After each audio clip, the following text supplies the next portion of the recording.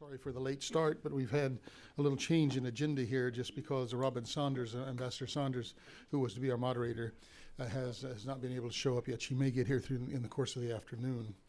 So my apologies for her. Her place has been taken by Roger Mark de Sousa, who is the director of our environmental climate security program, climate change and security program here at the Woodrow Wilson Center. He's new to us. He comes from Population Action International, where he was vice president for research and director of the climate program there. We're delighted to have him, and I know he was here for at least part, if not all, of the morning session, so you saw the flavor of what we're trying to do.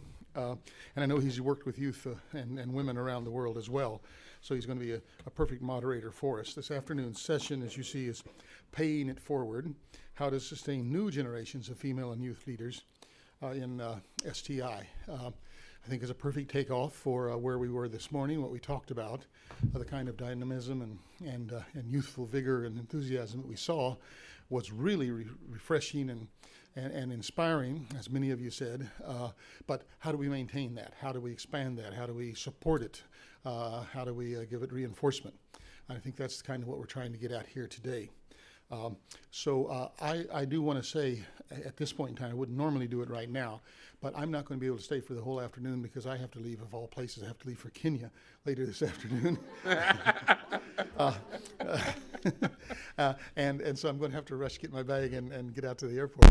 So I'm not going to be able to close the session. So I do want to say a special word of thanks to my staff. Ali Lyons, who is the program associate for the program for project on leadership and building state capacity, who's been the primary organizer of this event. We're co-partnering this event with our environmental change and security program that Roger Mark heads, and we thank them for their partnership in this program. But Ali has done the bulk of the work, but my staff, Mam Hadi Diouf and Derek Langford and Elise Berry, all have worked hard on it. I don't see most of them. No, there they are, back in the back of the room. So I'm thanking you now because I'll be leaving soon. Okay. So I wish you good deliberations this afternoon. I think we got off to a wonderful, wonderful start. I'm going to leave it to Roger Mark to introduce the panelists. Thank you. Great. Thank you very much. Thank you very much, Steve. And it's always fun to step in and help out. You know, I did ask a question in this morning's session, and they told me that was going to be covered this afternoon. So, you know, that always happens when you ask a question. You get to have to deal with that session. It's wonderful to be here. It's just my second week at the center, but I was very encouraged by the discussion that we had this morning, a lot of innovation and invigoration coming out of the region, and I hope that you had a good lunch. I had a discussion with three recent graduate students who are now in Washington, D.C. looking for work, and they were very encouraged by what they had heard this morning. So let's continue in that spirit. I think we're going to follow the same order that we have in the program.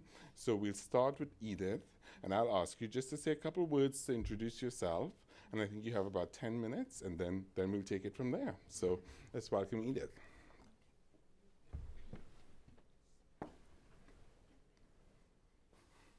Hello, everyone. My name is Edith. I'm a postdoc research officer with the African Technology and Policy Studies Network, and I'm also the coordinator of the African Women Forum for Science and Technology.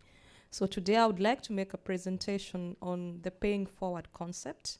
We have seen from the presentations that have been made here that great ideas are there in Africa and great minds are also there, but what is lacking is the sustainability of the innovations that are coming up. How can we upscale these innovations so that they have got either African-wide impact or even global impact?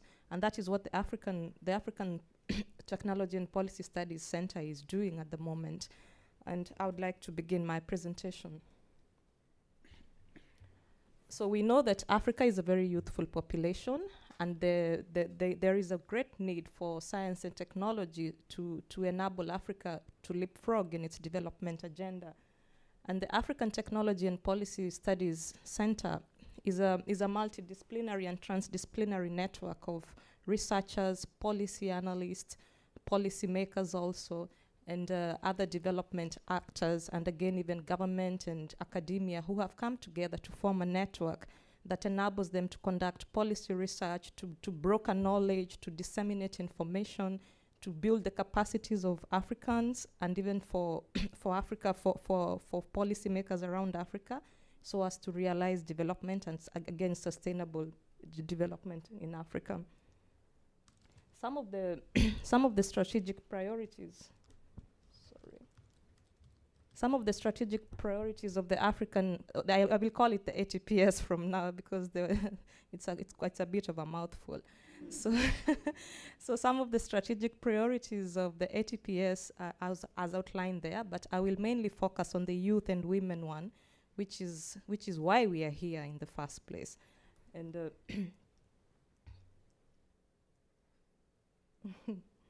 so the youth and women forum for the youth and women forum for the ATPS works under the quadruple helix kind of networking system, where we engage policymakers, we engage the academia, we engage research, and we engage government in trying to develop collaborations and trying to develop solutions for Africa's problems. And that's the quadruple helix that I'm talking about. And we also engage the civil society. We've got branches all over Africa. We've got chapters, we call them national chapters all over Africa, where we engage the youth and the women in all these activities that we are doing. And in these national chapters, those are the national chapters that we are working with. And we also have got branches in the US, in Australia, and in the UK, and we plan to even establish others in New Zealand, in South America, the Caribbean, and also in China. So what do we want to achieve with all this? We are trying to develop and to sustain a generation of young women and men who can take the development agenda of Africa forward through innovation. And through doing this, we have the I'm sorry, I don't know, my PowerPoint is We have the paying forward concept, where the African Technology and Policy Studies Center tries to engage the youth and the women by training them and by building their capacities, where the women and the youth who are trained are supposed to act as the champions. We call them champions, to lead the innovation agenda, not just in Africa, but even globally. And we engage them through breakthrough innovations. We have got incubation hubs where they are able to be trained in many areas that they will require to become influential innovators. And then these people who are trained are supposed to pay it forward by, again, training other people and ensuring that whatever it is they learn, they enter into some kind of commitment with us, so that whatever it is that they learn and the empowerment they get, they're supposed to pass it forward to other people in their communities and in their countries also.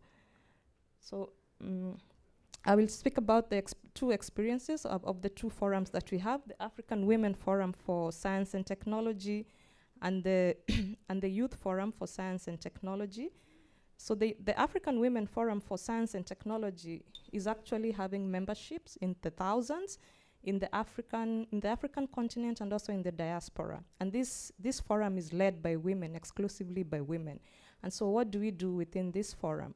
There is a lot of innovation incubation that is happening, where women are actually paired up with strategic women in science and technology who are identified based on their accomplishments and based on the activities that they are doing on the ground.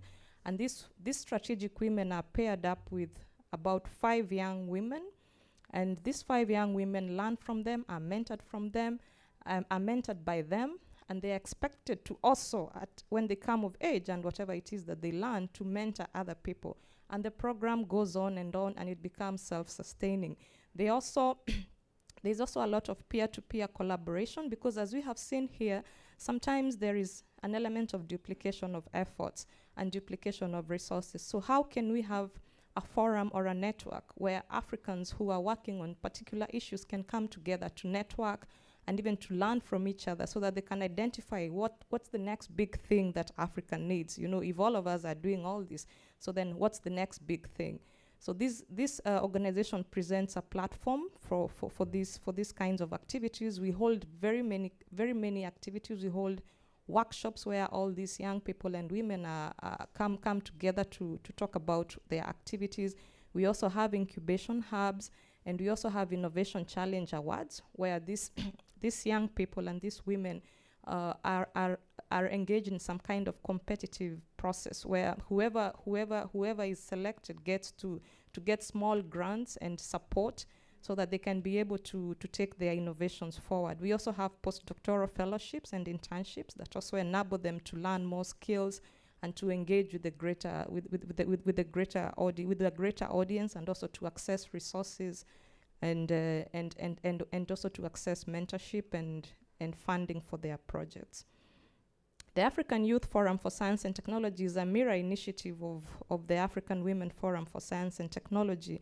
And what the Youth Forum does is it helps the young men and women who've got good ideas about innovation to get a platform through which they can talk about their ideas, and to get somebody to mentor them through the process of whatever it is they want to develop. And based on that, they also get startup funds. We've got small grants that we give them to enable them to start up their projects. And we also enable them to participate in the global agenda, through north-to-north partnerships, through north-south partnerships, and also south-south partnerships. We also provide internship and fellowship programs for them. And a lot of things are happening in Africa, and the youth and the women have a very great role to play. The ATPS is partnering with very many organizations across the African continent, but most importantly, it is partnering with the African Union, which is a very strong body of all African states.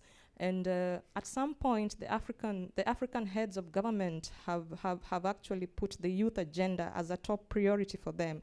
And there's a lot of money that is being committed to help the youth and the women in these kinds of innovation, and also in building science and technology. And this is where we come in, because we are actually a think tank that the African Union recognizes and works with. We have a memorandum of understanding to ensure that we are able to build capacity, and to ensure that we are sustaining a greater the next generation of women and young leaders. And based on that, we also work with the NEPAD, which is also a regional body. We also work with other regional bodies like the East African Community, COMESA, SADC, and ECOWAS. And we are also branching out we also receive a lot of assistance from our development partners to take this forward. And we want to make it bigger, we want to make it greater, but we definitely need much more support. And this is something that Africa really has to look into. How can we move from innovations that are local based to make them global, so that they can be used by everybody and all over the world. So these are challenges that Africa will have to think about. But again, a lot of good things are happening, and we are looking forward to a more fruitful engagement with all of you here. Thank you.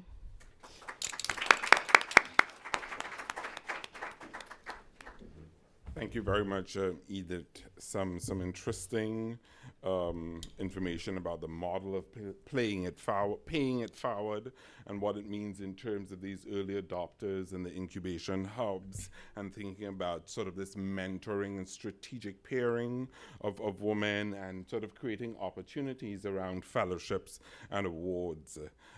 Being from the Caribbean myself, every time I go back to Africa, they say, "Welcome home." So I'm glad to hear that you're expanding to the Caribbean, because I know there will be a lot of receptivity and opportunities for collaboration there. So let's move on to our second speaker, who is Liz. And I know that Liz, she'll tell us a little bit more about herself, but she's born in Uganda and she's raised in the United Nations. So I look forward to hearing a little bit more about that. So Liz, we give the floor to you.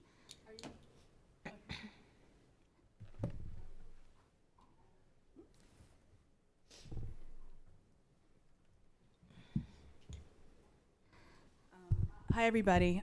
Thank you so much for being here. And I wanted to tell you something.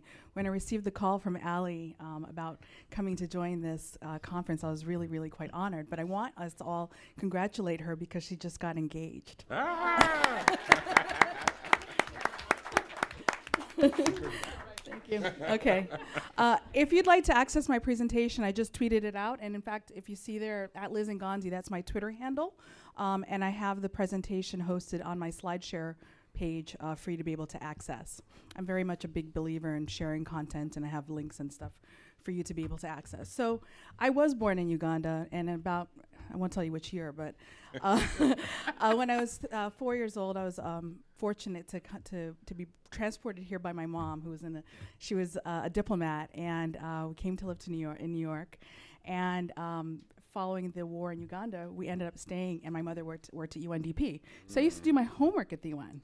But here's the thing, I also went to the United Nations International School when I was 5 to 17. So that's what I mean by literally being raised at the United Nations. But before I start, I want everybody to stand up, because I can see your eyes kind of like glazing over.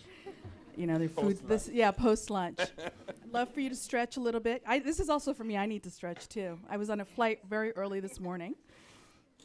And then what I'd like to do, if we can kind of figure out how to stay standing, what I'd like you to do is every other row. So starting with your row, Rahel, put your hand up, and then the woman in the red. Every other row, turn back behind you and introduce yourself to the person behind you. Or if you don't have anyone behind you, then next to you. What a way to get people talking. Yeah. Mix it up.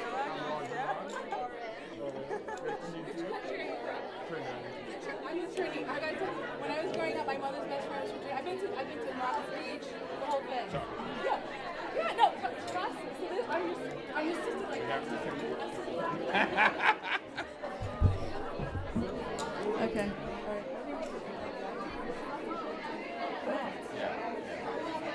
And they have the time during lunch. It's nothing full. Right. Okay. I didn't realize you all would be this chatty, but it's great. Keep going.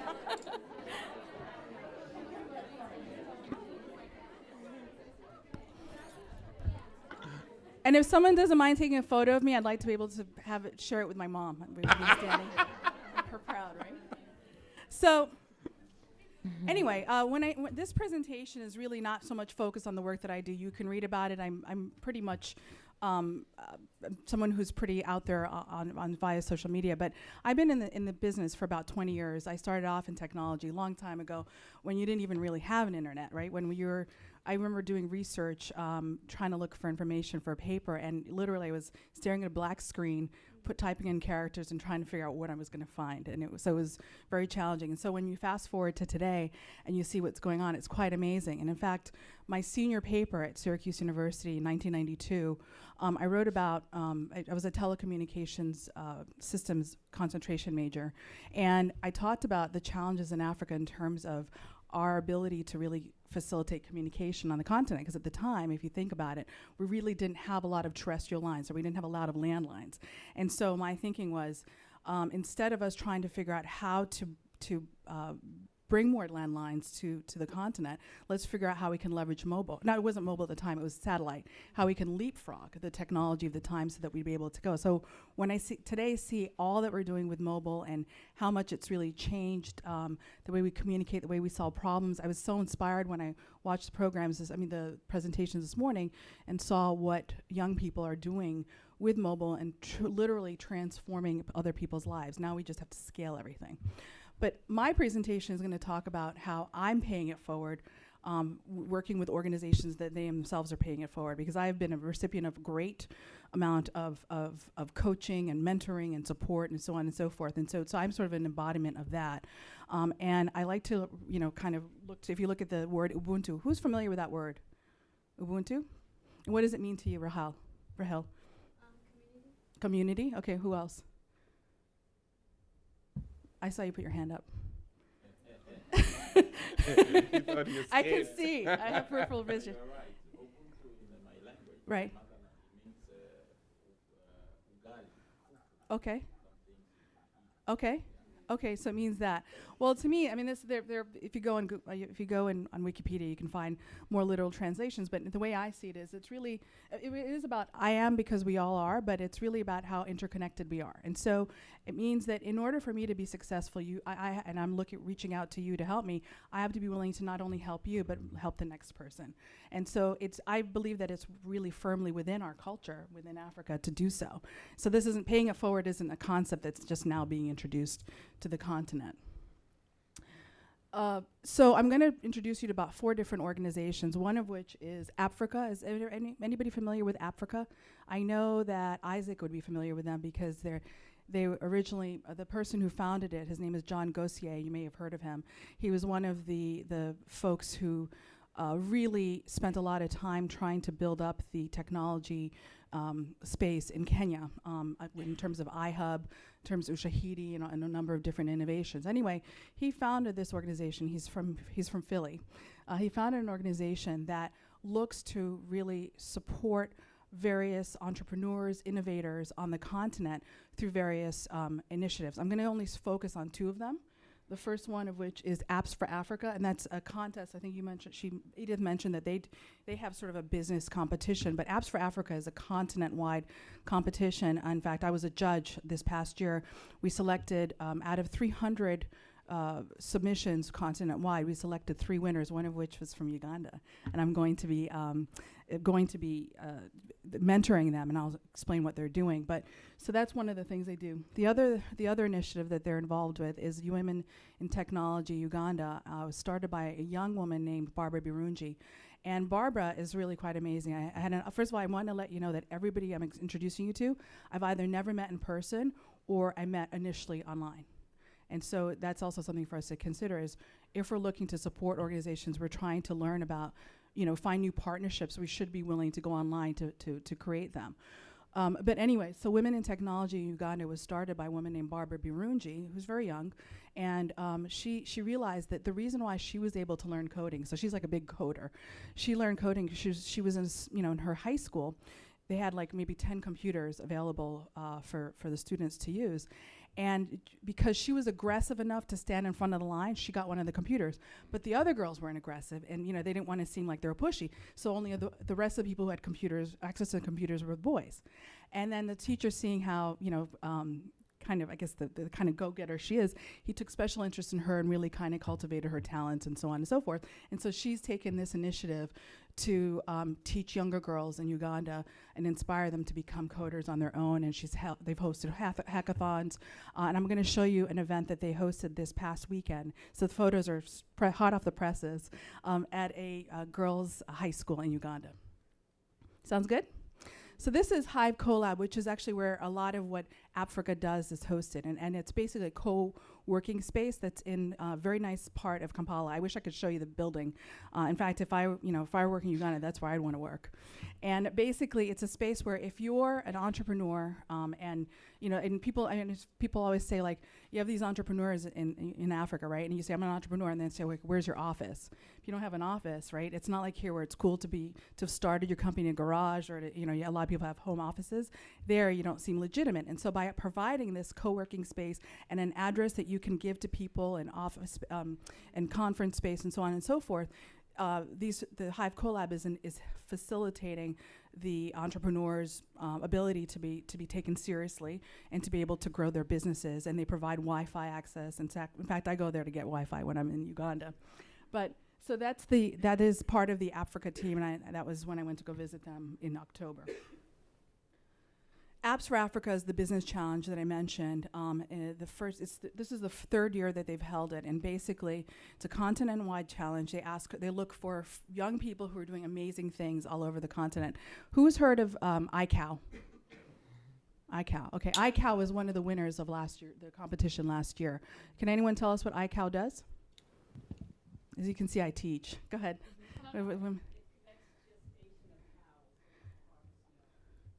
She's going to get it for you so that the people online can.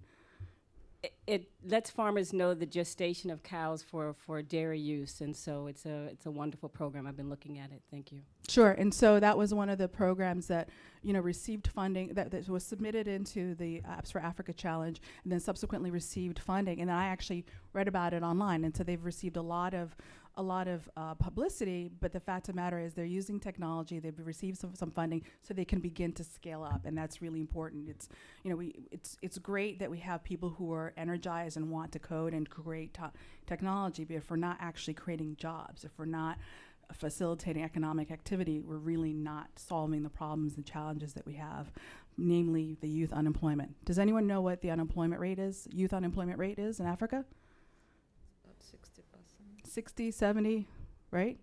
Yeah, so that's a serious problem that we need to address. So this is Feni, and it's basically a software program. It's a software solution for small businesses in Uganda, and that was one of the winners from Uganda of this year's competition, and they received $10,000. And the young man who founded this company, he's 22 years old, and he received $10,000 funding. Now, $10,000 here may not seem like a lot of money, but if you're in Uganda, it's a phenomenal amount of money to be able for him to be able to scale up. And just to give you a little sense of how the competition impacted him, and about a day after he won and they announced it, he received 300 new requests for users. And so at his point, his challenge is figuring out how to grow without, how to take on all these new users without overtaxing his system. And so that's part of what he's received as a result of going through this business challenge. Women in Technology Uganda. So this is their website. At the end of my presentation, I've given you links to all of the websites. So if you want to research on your own, you'd be able to. So Women in Technology Uganda, I told you a little bit about Barbara. This is Barbara. If you can see, I know it's a little bit dark, but Barbara is there in the black and white dress. And so she started this organization trying to really inspire other women to become involved in coding. And they're looking to formalize their program even more so, but I just love the fact that this is really the first one that you have there, and that she's affiliated with Apps for Africa and the Africa people, so that gives her an ability to be able to leverage from their funding networks to be able to learn how they're doing what they're doing, and to be able to kind of implement the best practices that they have in place for their own programs. This is, did you know that this past Sunday was International ICT Day? ICT, Girls in ICT Day? Well, okay, Women in Technology Uganda did. And so as part of that celebration, they hosted a kind of a girl coding day at a local high school in Uganda. And so this is the flyer. This is the school, Chambago College School. And this gives you, some view into how they were, sort of training them. And basically, not only did they teach them about sort of the opportunities available to them in tech, kind of encouraging them to think about when they go to college, the sort of majors they could pursue. And then more importantly, they taught them how to develop websites. And so I thought that was kind of fun. But what's even better is they really kind of made it cool to be a code girl, right? Because it's one thing, like, you don't want I remember, because I was like the computer geek, right? So I know it wasn't the thing that you wanted to be. But now what they're trying to do is turn it into something cool so that young girls will be willing and want to go in that direction. So I thought this was cute. These are the cool code girls from the program. And then I hope you can see that. Can anyone read what this says? It's a screenshot that one of the girls typed in at the end, and I thought it was really Edith, can you read it for us, because you're close enough? It says, "I'm proud to be a Ugandan woman under ICT." Yeah, and I thought that was really significant. So, I'm a very visual storyteller, but I think that I can tell you more by showing those photos than I can by going through a lot of content. And I just really love this because it tells you the sort of at least short-term impact they're making on these girls. And I'm really looking forward to seeing where they are in 4 years and what they're, what kind of accomplishments they're making. The last person or the organization I'd like to introduce you to is the Anakazi Center, and it's founded by a woman named, actually phenomenal woman, originally from Zambia. She is located in Los Angeles. Her name is Yareka Mbago, and she herself has a pretty amazing personal journey she's gone through, and at some point decided that, you know, she wanted to support women within Zambia and then beyond as they pursue their entrepreneurial journey. And so she's provided a multiple of ways for these women to kind of pursue their entrepreneurial pursuits. And one of them is she has a website that, you know, provides you with a lot of information. It's eventually going to be a portal with a lot of very useful information to all these entrepreneurs who are on the continent. But the one thing I really want to focus on is, and that's her, the one thing I want to focus on is she has a radio podcast, and that's how I initially met her. Is she emailed me and asked me if she could interview me for the radio podcast, and it's on every Saturday afternoon. And she interviews women from all over who you otherwise would never hear about, but are really doing some pretty amazing things. And I think that's important. Rahel talked about the fact that we need to change the conversation. We need to put the positive stories out there, and this woman is using the power of Blog Talk Radio to be able to do so. And so I think that this is actually the most important thing that she is doing. They're currently expanding into 5 chapters worldwide. And they recently opened a chapter in Zambia where they're going to have sort of like a small business development center type of operation available to women, and they'll replicate that model in other countries. But again, I think that the radio program is really quite unique, and I encourage you to go on her website and learn more. Do I have time? So one other thing that Allie did, because now she's charmed me so much, right? So she emailed me and asked me if I could write a blog post for Africa Up Close, which I did, and you can, I think, access it on their website. And it was really about how people can pay it forward, right? So you're here, you're energized, you're learning about all these different organizations, and then, you know, how can you get involved, right? I'm assuming you're here because you want to figure out how to get involved with these or other organizations. And so as someone who lives in this space, I do a lot of coaching. I mentor many people. I'm involved in a lot of boards. I figured I could really speak about it from that perspective. And so mentoring, which is what we hear a lot about and we're kind of most familiar with, is really kind of, it can vary, right? It can go anywhere from I mentor people for one session. I do Skype sessions, one session, to I can mentor you over a period of time. I have a mentor who I've had for 17 years. I speak to him once a year. He'll for like 2 hours, and he'll give me a whole bunch of lists of stuff I need to like think about in my business and what I'm doing. And then, you know, I check in with him and I keep moving. That's our interaction. And it just really kind of depends, but it's the least formal type of relationship someone who's trying to support you can have with you. In terms, the next one is a coach. A coach can either be paid or can be free, can be free. And that relationship has a very specific set of goals. So I had a business coach back in 2004. I was trying to kind of address certain issues within my business. And so we had specific goals we're trying to accomplish. I had to check in with her every month, every week, to show her where I was going with those goals. And at the end, we were able to specifically identify a specific change within the business. And so that's what a coach can do for you. How many of you, the entrepreneurs who are in this room, how many of you have a coach? Okay, 2. Okay, so you know why I asked that question, right? Because you need a coach, probably, or at least a mentor. Then board member is another way to get involved, or people can support the efforts of organizations. Do you have board member? Do you have board, Isaac? Okay, and what does your board do for you? Use the microphone. For the people on the internet, they need to hear you. Thank you. Yeah, so they are our channel, sort of our spider web, because they have to bring something into the company, Right. Be it experience or their network based on the domain we're in. So that's a bit key on when we're selecting board members. Sure. Yeah. And there's something that you just said that's really important: selecting and providing them with the criteria. Because I can tell you, one of the biggest challenges with organizations bringing in board members is they don't really define the expectations up front. And so what happens is you have this relationship that really doesn't meet any party's expectations. And what happens is, because the entrepreneur is so desperate, the entrepreneur or nonprofit is desperate to bring these people on and to affiliate their name with their brand, that they're willing to just bring them on without saying to them, look, I need you to come and raise money for me, or I need you to help us with our legal, whatever. And so you entrepreneurs, those of you who are running organizations, need to be willing to really clarify what you need. And if those of you who are looking to become or been asked to be board members, if the organization or the entrepreneur does not provide you with a specific set of criteria for how you should be engaged, you should be very, very wary, because that relationship is not going to go very well. The last type of relationship you can have is a sponsor. Do you have a sponsor, Laura? Right? Laura, that's her name.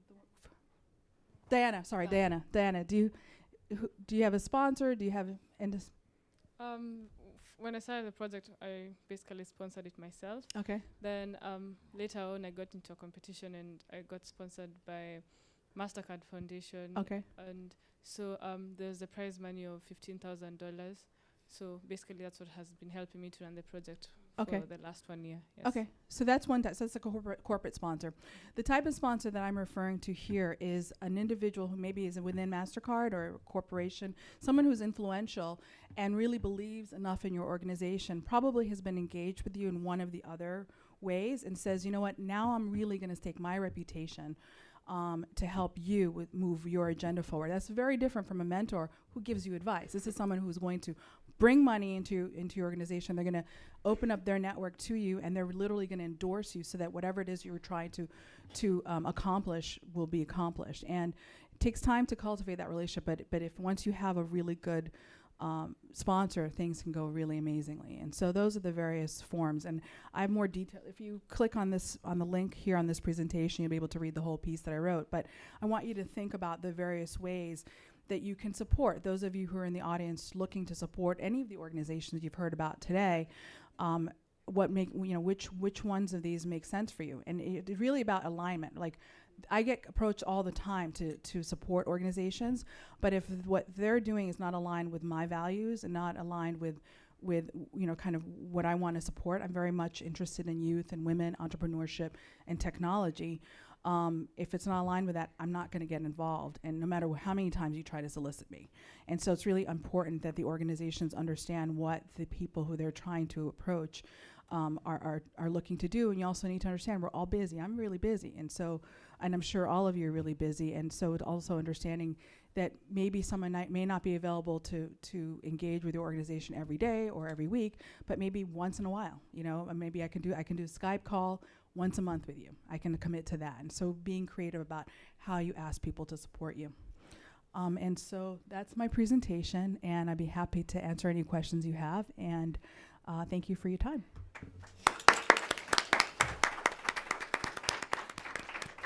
Thank you very much, Liz, and thank you for really embodying the spirit of Ubuntu, just in terms of how you got us up and moving and interacting and sort of making your points about leveraging and having a space for shared work and funding for scale up, creating jobs, what it means to be cool, these cool young girls, mentoring, coaching, sponsoring, being a board member. So some really good practical suggestions for us.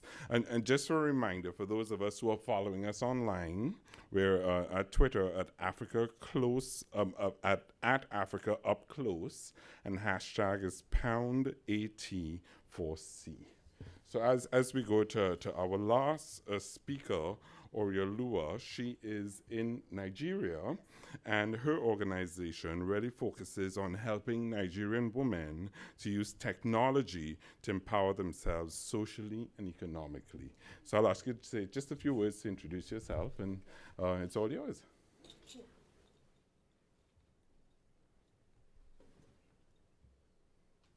All right, good afternoon, everyone. I'm really pleased to be here. My name is Oreoluwa, and I'm the founder.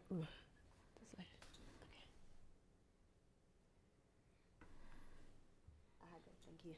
Okay, so I'm the founder and executive director of the Women's Technology Empowerment Center, W.TEC for short, because I know that's a long name. Okay, how do I move this forward? Okay, so I'm just going to talk a little bit about what we do, and then I welcome any questions later on. So W.TEC, we're a non-profit, non-governmental organization based in Lagos, Nigeria, set up in 2008. And what we do is we build the capacities of Nigerian women and girls to help them increase their economic power using information and communication technologies specifically. That's what we do. And to be able to use those tools to also speak out about issues that they're passionate about. So we do that primarily through technology education and training. We organize mentoring. We also seek to build an active group of women who are very comfortable using technology, or even if they're not, they're interested and they want to learn from other women. And we also do some research. Now, so why do we do this? I'm sure a lot of us know about some of the research, or even just from our own casual observations. In Nigeria, women are very underrepresented in information technology, in general science and technology fields. And there's not a lot of research that is available, actually, especially for Nigeria, and especially gender disaggregated information. But the information that is available shows that women take up at 20% of ICT jobs. And that is really a big loss to the country as a whole, and especially to the women. Technology has changed a lot of how we live, how we get information, how we learn, entrepreneurial activities, even how we relate to the government and interact with each other. So when women are not able to work and move and communicate and use these tools, then essentially they're left out of it. So we approach our work from that point of view and try to help women build skills that they can use, either to qualify for jobs, because there are a lot of jobs that people are applying for now and require certain basic literacy skills. But more importantly, we try to encourage women to become shapers, developers of technology. We really try to encourage entrepreneurship. So we look for women who are either business women already, or they're aspiring to be business women. And so we try to see how they can integrate technology in what they're doing. And with the women who we train, especially technology training, we also try to see what they can do in a technology-focused business. So we work with women across different age groups. I'll continue with why there's so few women in ICT. I'm sure there's a lot that has been said about that. I'll just pick out a few. The infrastructure is a big challenge for a lot of women.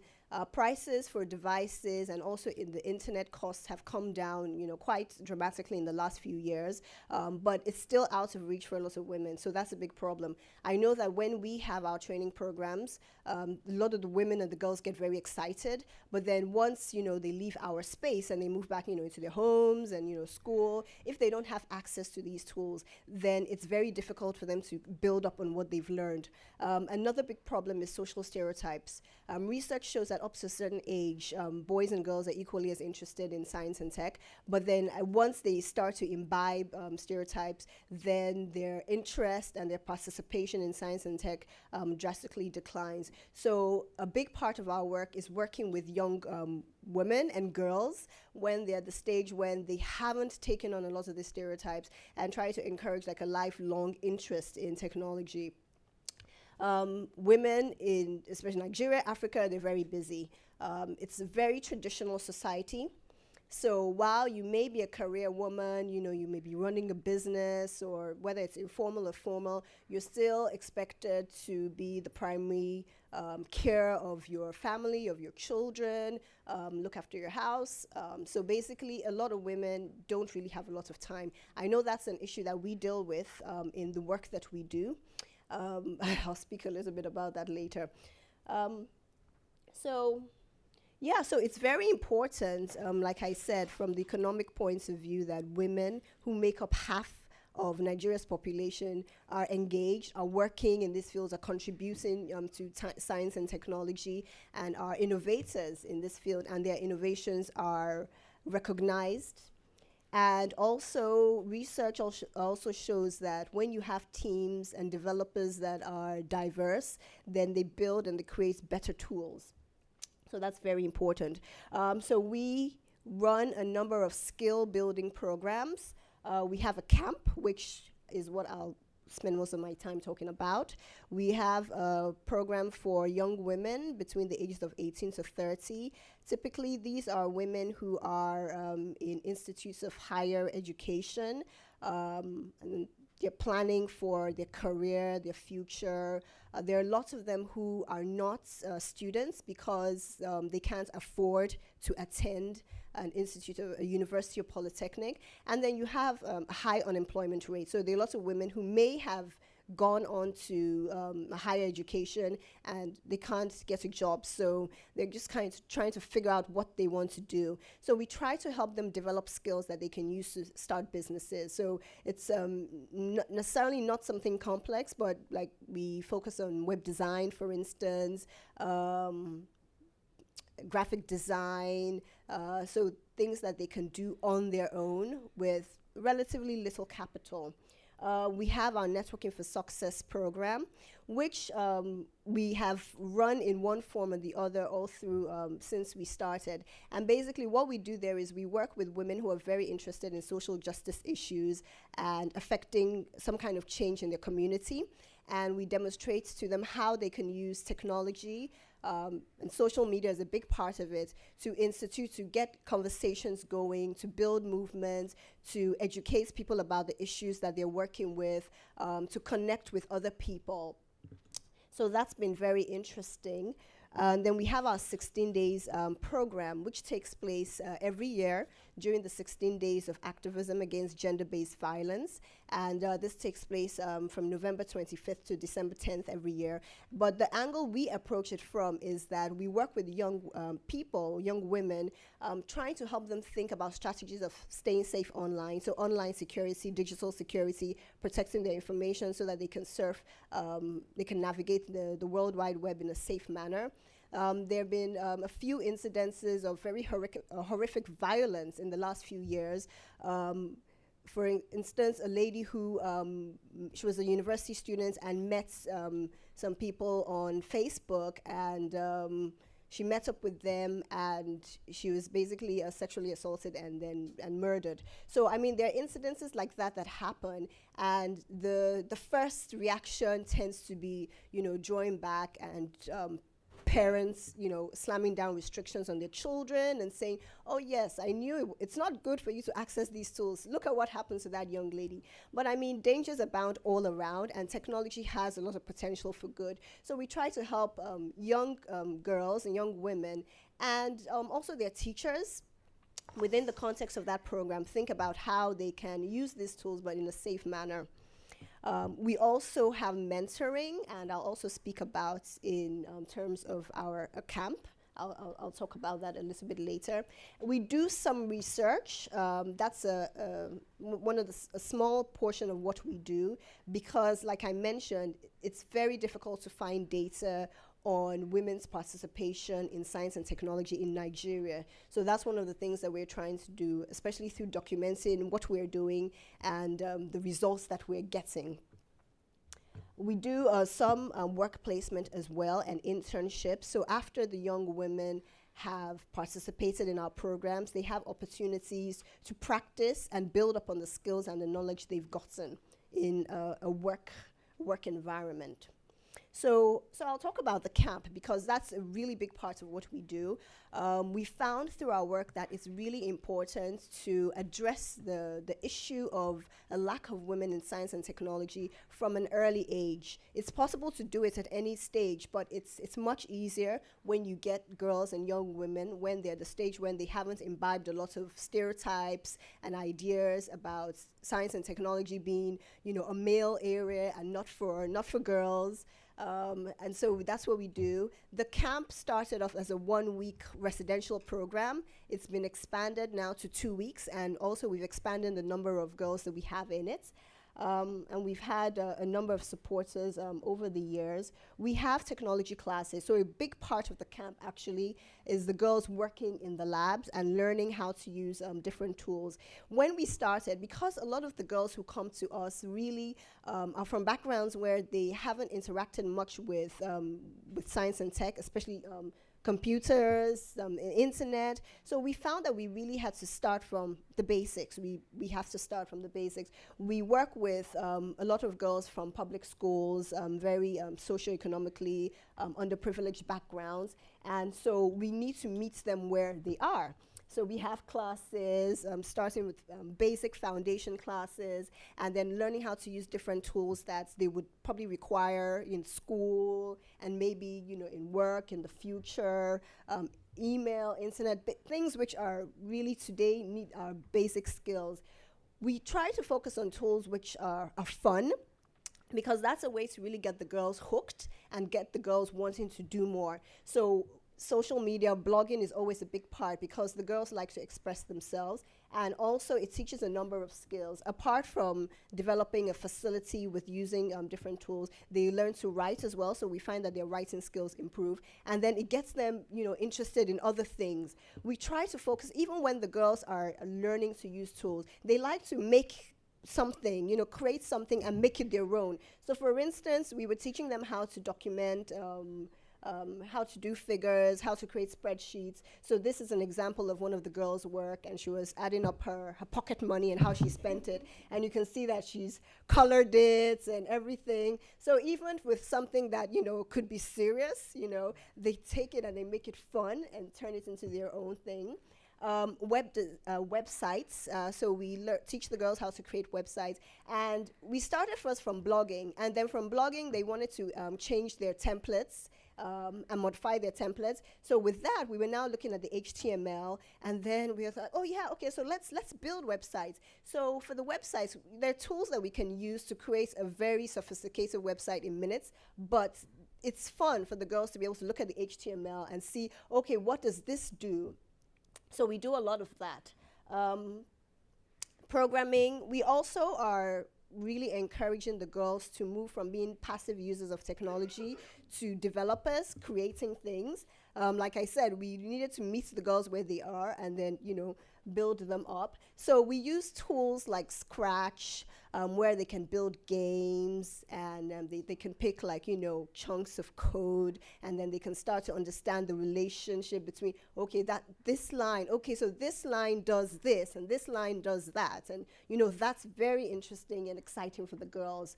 They also built things as well. This is from our camp last year, where the girls built an electronic counter, and they showed it off at the graduation ceremony. The graduation ceremony is a big part of the camp because we encourage the girls to show, they're basically showing off the things that they've created to an audience of their family, the media, government officials, just different stakeholders, you know, who can come and see what they're doing.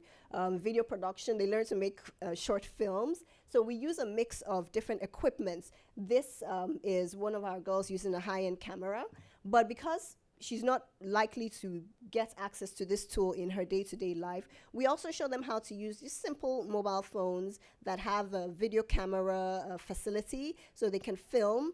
And so they form teams, you know, somebody's a director, somebody's a producer, somebody's, you know, some people are the actors, and they make short films, and then they learn how to transfer them to the computer, edit it, you know, using different software. So it's interesting. This, the career talks is, I think, you know, apart from the classes, this is probably one of the biggest things, the biggest parts of the camp that really changes how girls view science and technology, because we invite women who are working in technical fields, and even women who are not in science and technology, but who are using technology in very interesting ways in their work. And they come to speak to the girls and tell them what they do, what their work is like. This was from last year. We had the chief technology officer of MTN Nigeria, and MTN happens to be the biggest telecommunications company in Nigeria, with their parent company in South Africa, and the CTO happens to be a woman. So she came and spoke to them, and the girls were amazed. They were like, what, you know? But we thought that, you know, that's like a man's job. And so they were really interested, and she connected with them because she spoke about the subjects that, you know, you need to be able to study, you need to be good at, you know, to get to where she is. So it helps them start to think and plan their futures and start to see a place for themselves in science and tech. And then, of course, we have field trips as well. So we put a very practical aspect to everything that the girls are learning in the camp. They go out to technology companies and they see what actually happens. This is the first computer manufacturing company in Nigeria, and incidentally happens to be run by a woman. So she's really interested in our work, and and we went there last year, and the girls actually had the opportunity to work on the assembly line. So yeah, so we do all those things. It's very important for us to assess the work that we're doing to see, are we achieving the goals that we set out to? I mean, otherwise there's no point. So we have a number of evaluation instruments that we've designed that we administer. And so based on that, for our camps, anyway, we found that 77% of the girls, 6 months after the camp was over, were using some of the tools that they learned. And the most popular ones were Word, because they use that in school, email, Facebook. Facebook is very, very big. And the internet for finding information. And then we found out that at least 40% of the girls had decided for a career in science and technology, which was really, really interesting. For those of the girls who were not inclined that way, they would still indicated an interest in using technology, integrating technology in their future careers or their personal lives. So, I mean, we feel that, at least that was a success. But, I mean, for us, we're always trying to figure out better ways of measuring our work, because that's very important. If you don't have the data, then you can't really measure how effective, your intervention is. Our camps tend to be small because we like to work very, directly with the girls. So far we've had 108 graduates for the camp. But I mean, over the years, we've really tried to explore ways to scale up. And so last year we had 2 camps instead of 1, and we also increased the number of girls in each camp. This year we're going to have 3 camps instead of 2, and we are identifying partnerships, so people we can partner with. So we identified a nonprofit organization based here in the US called WOW Foundation, and so we're going to be organizing a robotics camp in July. So I mean, so things like that I think will really help us to be able to reach out to more girls, to be able to do more, and to be able to build, competencies and leverage on, our different strengths. So the girls, give us their feedback. It's very important for them. I mean, apart from the skills that they get in being able to use computers, the internet, programming, creating things, I think it gives them an overall sense of confidence, because, I mean, these are areas that are traditionally seen as very male dominated. So the girls come out and they're like, wow, well, I can do anything, Yeah, we see very practical applications of the knowledge they get. The girls are using the skills in very interesting ways. Some of them are now recording. This is one of our graduates, and she now records services in her local church. So so looking forward, we look to build more partnerships so we can do more. We're going to be running, setting up computer clubs so that we can build up on the work that we do at the camp, especially as we look at girls developing, creating, programming, coding. It can't be something they learn once, a year, and then that's it. We need to keep working with them so that they can keep building up their skills. So I mean, so we have a grant to start that off, and then, we'll look to building that and expanding that in the future, and introducing, other, computer science concepts, robotics, and, just other different topics that we haven't covered so far. So so it's been interesting work, and I look forward to your comments, your questions, maybe on how we can do things better. And so thank you so much for listening.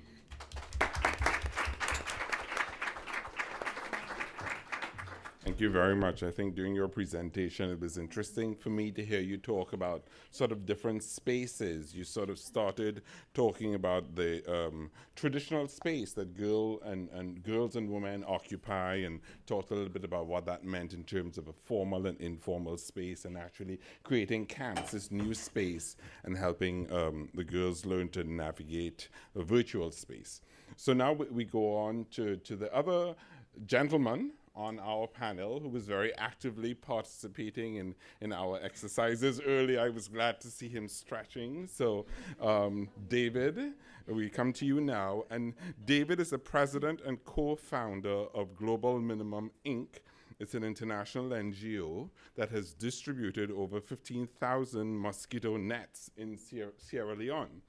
And right now, one of their major projects is focusing on fostering a culture of innovation among high school students. So I believe that David has a video presentation where he's going to be talking a little bit more about his work.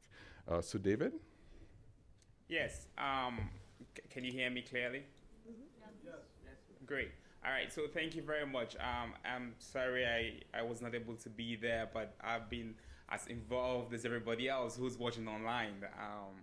And thank you for all the great presentations by the other speakers.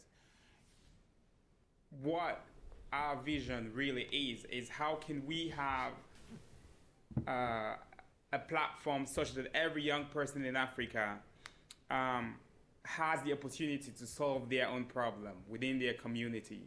And our responsibility, our job, my role, and my colleagues is that we should only be able to enable and facilitate that process. You see, I'm a PhD student at MIT Media Lab where we design the future.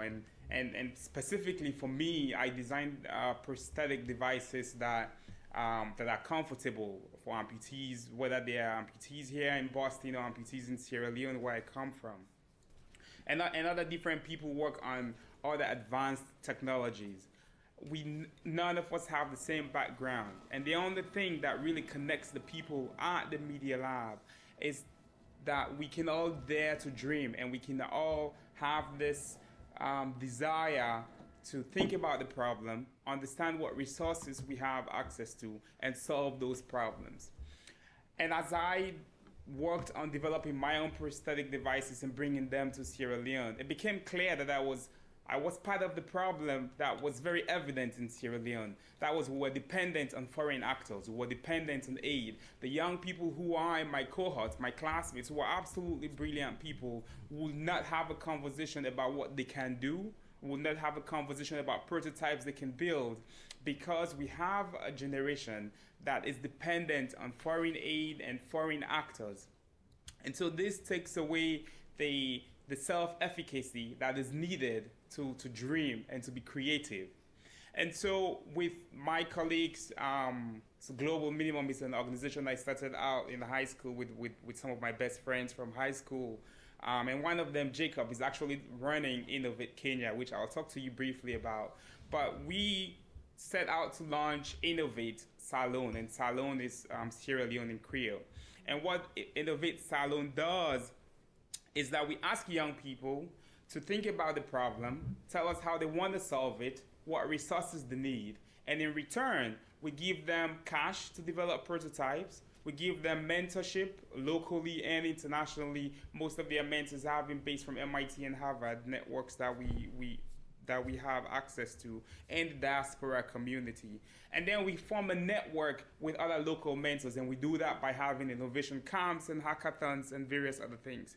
And over the last year, we've seen kids who had never ever made anything develop products that are being used in their community. And some of you may have seen a pretty viral video about this kid called Kelvin Doe, who came to visit me at MIT last year, and he made his own generator and battery and FM radio station for his community that's been viewed about 4.4 million times. And they actually just had a piece about him launched today because he was at TEDx Teen. Now, this is a kid who came from a home where he was allowed to be creative, but he went to a public school, and he was able to create something within his community that was helpful. And we also have stories about this girl, for example, Susan, who's going to be joining me in California to visit with Google. And Susan weaves, and Susan does raffia bag planting.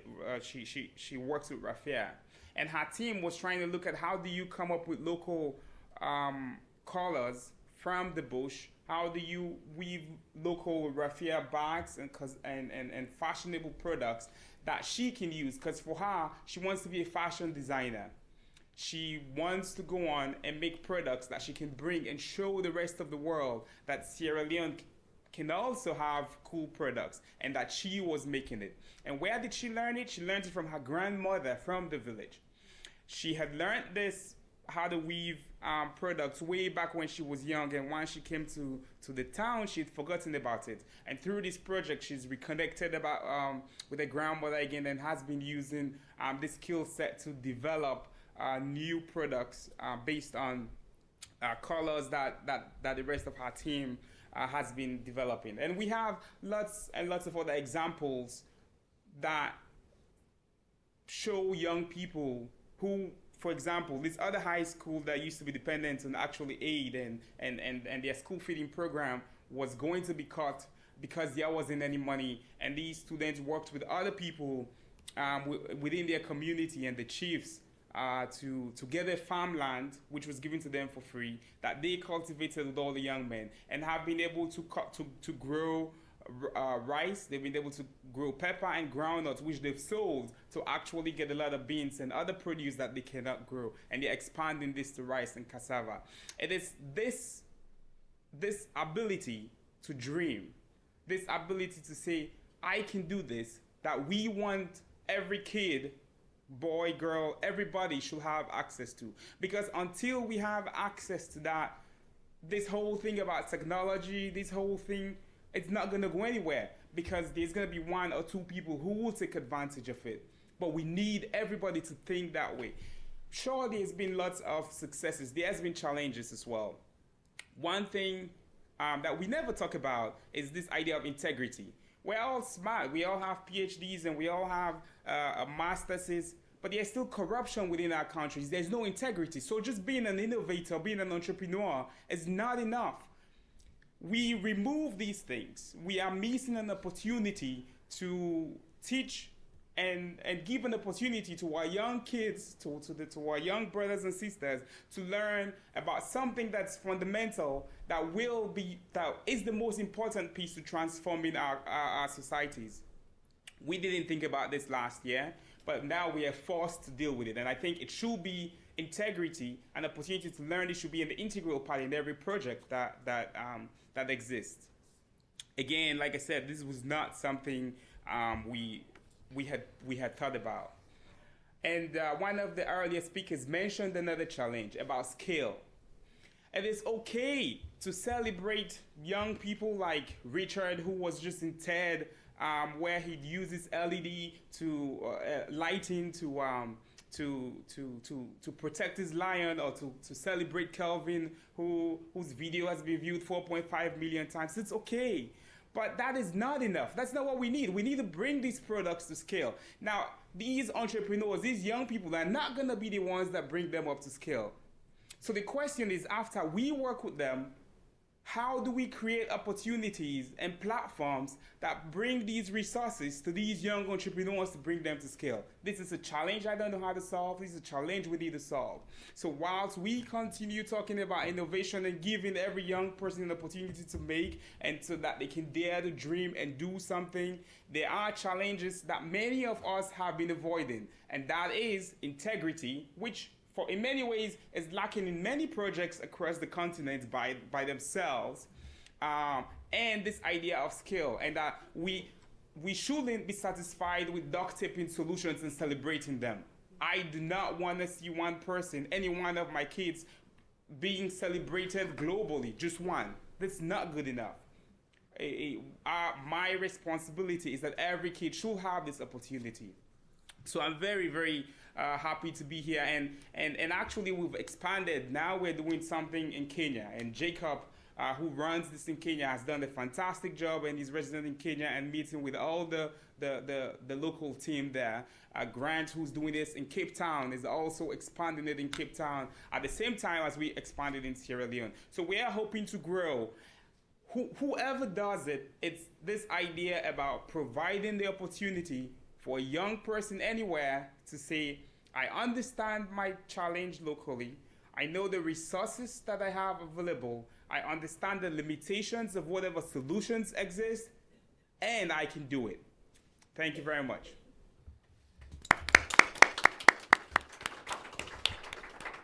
Excellent. Thank you very much, David, to sort of emphasizing those points on self-efficiency, ability to dream, integrity, and sort of bringing to scale in a real and practical way. So let's open up the floor to get some discussion and some questions. And in the interest of time, once again, my colleagues will come around with the microphone. Please give your name and affiliation, and we'll take perhaps 2 or 3 questions at a time. So, yes, please. Isn't at least one important step forward for some of these young entrepreneurial, say, app developers, connecting with cell phone companies that can purchase their apps and help them sort of overnight go to scale? Are any of you interacting with the cell phone providers to try to provide that opportunity for this? Any other questions? Yes, please.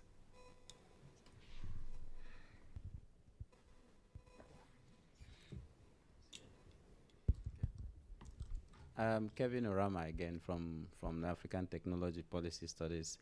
I think the last presentation really raises a number of issues that I think we need to discuss going forward, and that's also part of what has been raised here. There are so many opportunities and options for scaling up innovation, but there are so many bottlenecks that these young innovators hardly can deal with, and that needs cooperation, it needs building partnerships, it needs working together in order to try and address the issues. For example, let me just give an example with the M-Pesa technology in Kenya. The young man who developed it actually took this option of having Safaricom come on board to take this forward. And actually, he was just basically sidelined from the whole process. In 2009, my organization launched an innovation challenge program for African youths and women, and we had so many of them come through to Cairo to present innovative ideas and so on. And when we identified mentors to try and help them in the private sector take forward some of their ideas, a lot of them come back to say, look, you've just sold me out. Yeah. So we don't have the policy frameworks to actually protect and preserve innovation for access and benefit sharing.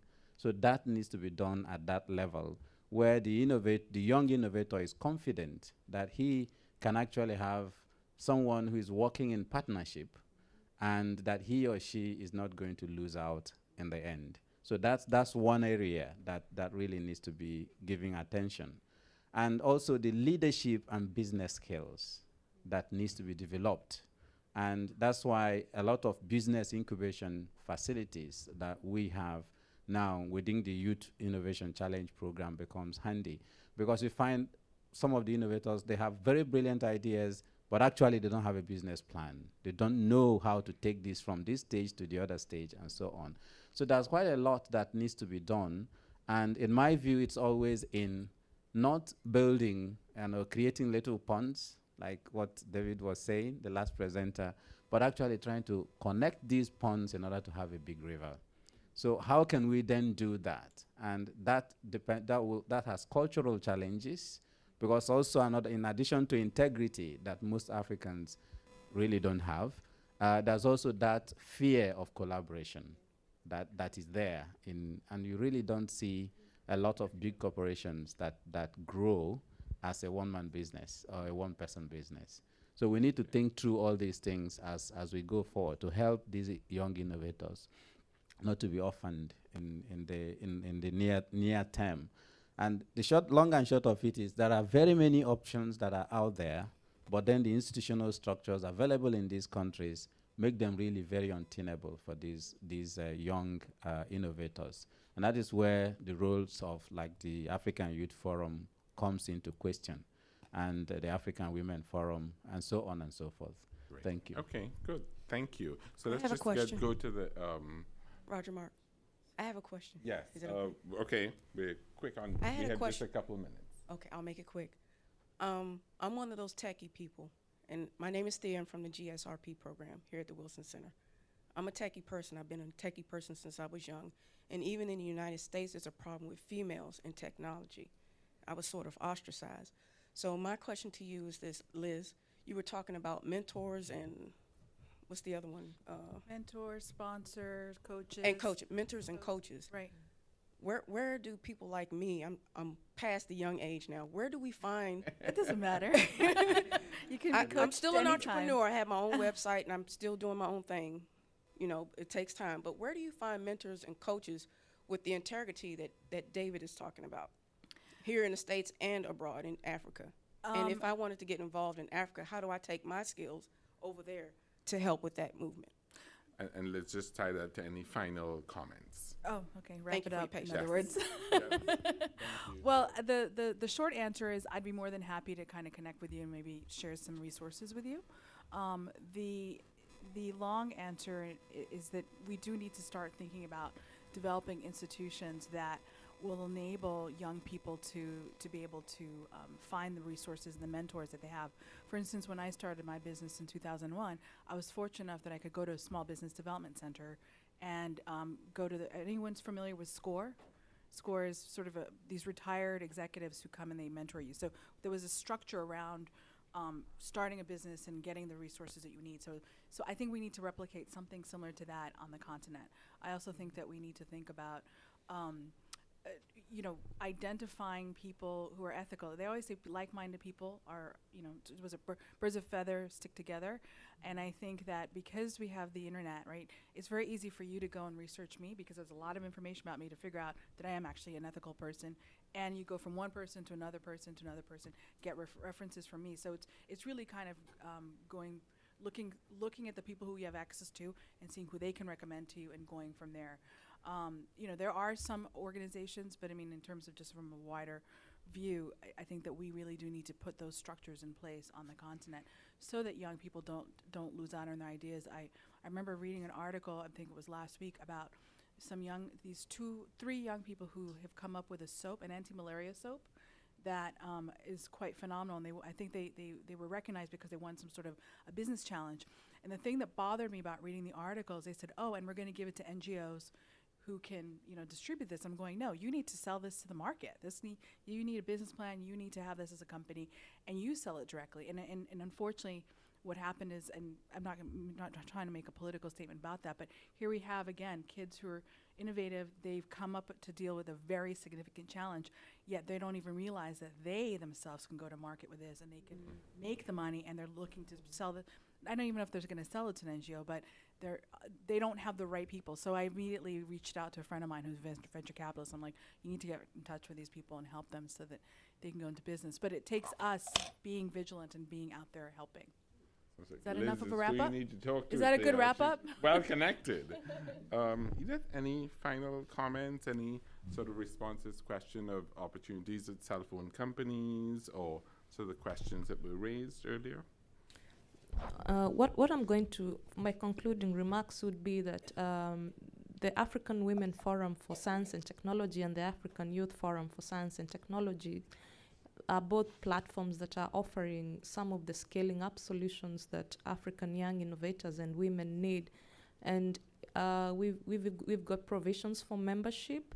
So if anybody is interested, you can become members and try to understand and even to know how you can scale up your innovations and how we can pair you up with people who can mentor you, and also how we can help you identify opportunities not just in Africa but globally. So I think you'd need to come and access our website and also try to contact us, and then we'll be able to advise on the way forward. Thank you. Oreoluwa? Okay. Well, with a lot of the work we do, we're not really yet at the stage where we're working with a lot of startups or people who have innovations to launch. There are innovation hubs, at least I know of one in Nigeria, CC Hub, and they do a lot of that work, and they also partner with, they do have some partnerships, for instance, I think with Nokia, So they have specific programs where they're working with young innovators to develop specific applications, and then they get some support from Nokia in terms of mentoring and helping them take their products to market, and also with the equipping of business skills as well, which is very important because we focus on the technical side and not really the business side. So developing a good business model and then knowing what to do in order to make your product commercially viable. So there are innovation hubs, at least in Nigeria, there's that one that, that offers that kind of support. So, so I think that there are some organizations out there that can do that kind of work. It just, you just need to do some research or maybe link to, so for instance, a network that has links where you can get, pointers to the kind of people or resources that you need. Yeah. Great, thank you. David, any concluding thoughts from you? My only concluding thoughts is that really all of these opportunities that exist, as the last speaker just mentioned, are great initial beginnings, and that it really should be that these opportunities should be widely available everywhere across the continent, not just in Lagos or not just in Nairobi. And not just somebody who's connected and who's a mobile app programmer can access these, but that we can create platforms that support all kinds of innovations. That's all. Great. Well, thank you very much. I'd like to invite you to join me in thanking the panelists for a very good session this afternoon. And as we wrap up the discussion for today, I'd like to invite Ambassador Robin Sanders to come up to make a final vote of thanks for today's discussion.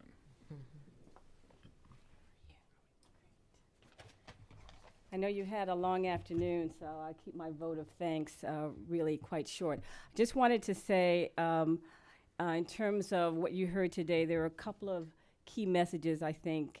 And one, I'd like to actually use myself as an example. My background is ICT. My doctorate's in ICT, and I have 2 other degrees, my BA and master's. And when you think about what I did for a living, you don't see ICT as a key role of what I did, but it was. And it helps you really think either out of the box or next to the box in what you're doing. So for those that don't want to be a techie per se, you can use ICT in just about everything you do, whatever your profession is. So that's kind of a key message. I was a political scientist, but there was no time that I didn't use ICT in my ICT degrees in what I did. So even if you're not a techie as a young woman or as a young person, ICT should really be the hub of what you're doing because it has to be part of everything that you do, whatever profession that you choose. We heard in terms of population, you've got 50% of the continent really represent youth and women. And so if you're not reaching youth and women with ICT, then you're missing out on an economic development opportunity. The only way forward for economic development is to ensure that women and youth are really focused on in terms of ICT. Access to financing. We heard a little bit about access to financing for young companies. I think that is really one of the major challenges. I worked with a major Fortune 500 company and a Bank of Industry in Nigeria. We did an ICT SME program last year just for women and youth, really to be able to provide them an opportunity to have access to financing. We had live panels, 8 Nigerian banks, and they were each able to have 10 minutes alone with each bank to present their proposals and to present their business plans. And a lot of them actually got capital scaling up. So really thinking about how you provide that access to financing is really going to be key for the next stage of everything that you're talking about. The other thing, I think there were a couple of messages in terms of just youth and women, innovativeness and creativity. That those are very, very key in order to move forward as a small business. You've got to think about what your niche area is, where that innovation can help that niche area and move forward in that area. Integrity. I thought that was a wonderful, wonderful remark about integrity, because if you don't have personal integrity, then your business is not going to have integrity. And I think that's a challenge across the board, because we are living in a very broad, open world today where information is shared so broadly. But you have to bring integrity to what you do in order to make sure that your business moves forward. Policy frameworks. definitely on the continent, the need for focus on policy and regulatory frameworks was very, very key. And it's an area I think that more voices need to be heard on. And that's also where integrity comes in. I think you can't have integrity without the policy frameworks being in place. I already talked about access to financing, incubation, providing that space for business development, developing business proposals. We had 100 plus SMEs from around Africa. It was a Pan-African SME program in November in Nigeria. And it was open to everybody that presented a business plan. But one of the things they did not do well, even those who were already in business, who had been in business, they did not have a good business plan. They didn't, if they were already in business, they didn't have the next step for their business. So really developing that space, incubation for business plans is really, really key. We also heard about networking, connecting, and sharing information. We all need to be more open about that, because the only way that economic development is going to move forward is for us to be able to share information. And last but not least, and this is kind of my personal message, the mobile platform to me is the way of the future. Yes, you've got laptops, yes, you've got tablets, but think about what you're doing going forward. How do you get that on a mobile platform? And when you can have people developing iCal and other mobile services to remind people to take their HIV/AIDS medicine, to remind farmers who don't read to use their mobile phones to develop communication with other farmers so they can develop cooperatives or know what their yields are going to be or what the prices are for their commodities. All those things are being done now on mobile phones. So when you're looking at your business going forward, think about what that platform is going to look like on a mobile phone, because mobile phones are going to be the ICT platform totally for the future. And I think I will leave it there. Thank you. Thank you. Thank you very much, Madam Ambassador. So as we reflect on those really salient points and continue the dialogue, I would just a couple of reminders for you. Continue to visit us on our website at wilsoncenter.org and to have a look at our blog at africaupclose.wilsoncenter.org.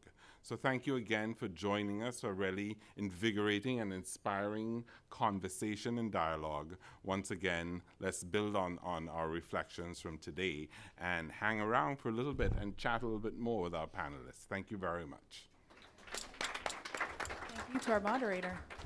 Good job.